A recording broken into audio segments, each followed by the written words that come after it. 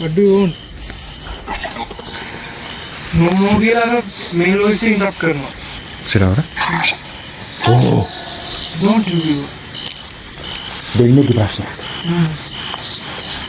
Conversation එක මේ කෑලි ඇහෙනවා විදිහට. Okay. Who are you? Bro. තුමන් හන්දියේ තියෙන බෝගහක් තියෙනවා මේ පැත්තේ. ඔව් තියෙනවා. මොකක්ද කිව්වද?